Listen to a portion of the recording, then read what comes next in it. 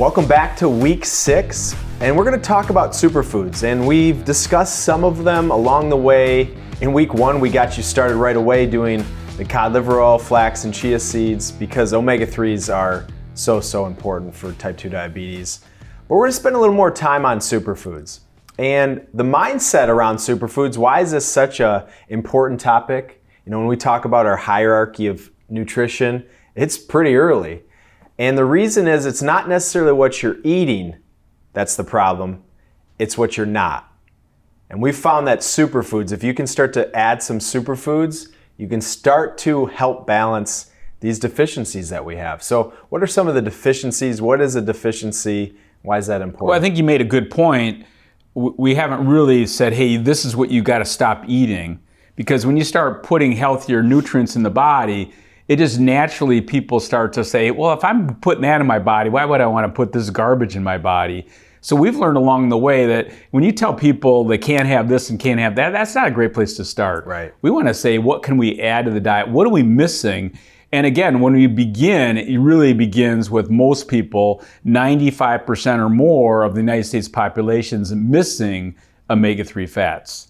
And so that's why the cod liver oil, taking 1 to 2 tablespoons a day, tastes like a lemon. The flax, the chia, these are high levels of omega-3 fats. This is what most people are missing in their diet is omega-3s. So that's a primary deficiency. You're not consuming these omega-3s. What are some other types of deficiencies? Well, again, many people are missing when you talk about vitamins and minerals, but chlorophyll is a big one because chlorophyll's dark green, kale, spinach, broccoli, and some of the stuff we'll talk about along the way, but chlorophyll's natural detoxifying.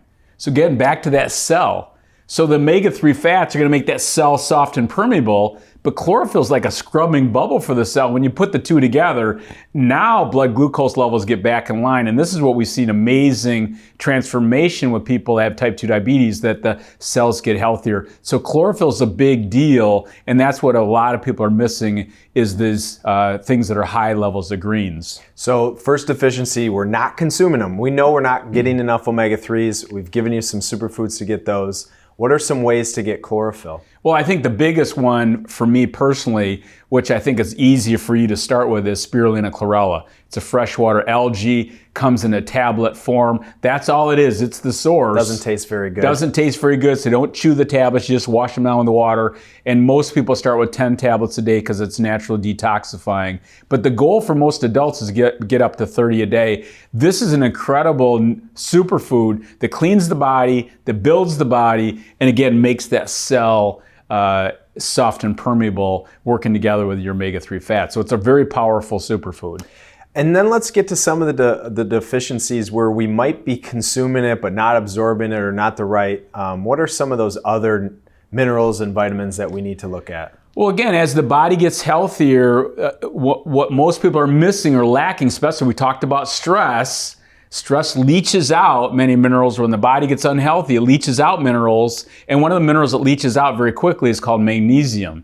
And magnesium is a mineral relaxation, taking an Epsom salt bath, dates, figs, raisins. We even have a magnesium chart we'll be sending you of all magnesium foods. It's an easy mineral that and again, trouble sleeping. So magnesium is very powerful, but it's really important for the cell. And then we talk about chromium and vitamin D. Where do we get some of these? So again, nutrients? to make this simple, like chromium, you hear this a lot. The chromium is incredible to make the cells soft and permeable and sensitive. But chromium is simple. You can get it in ancient grains like oatmeal and apples. So there's a lot. What if I'm not supposed to eat carbohydrates? Again, remember, type 2 diabetes is not a disease of carbohydrates, it's a disease of the cell. We need to put these source foods in the body. And again, eating an apple or ancient grains or vegetables and things like that, these are going to be high levels of chromium and zinc and all these wonderful things we need because we're getting closer to the source. Adding cinnamon to my oatmeal is an easy way to stabilize my blood glucose level. So now you start to see how this starts to roll. As the cells get healthier, blood glucose gets better in the line. And again, this is where some of these superfoods come in. And then vitamin D. Vitamin D, huge deficiencies. We're not getting enough sunlight. We're not absorbing the sun. We're not metabolizing vitamin D. So how do we get vitamin D? What are a couple ways to? Well, I think everybody needs to make sure you're getting outside each and every day for at least 5 to 10 minutes, because no matter where you live, you need to get that sunlight.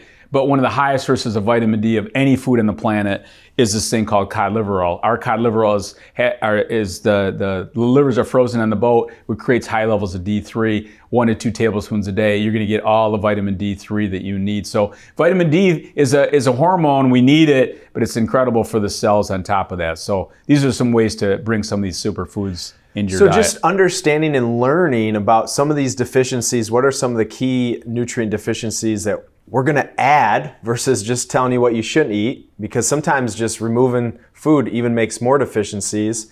And here's the action items. We know that we've given you a lot of information. There's hundreds of superfoods. Anything colorful in nature we consider a superfood, but there's really the big four.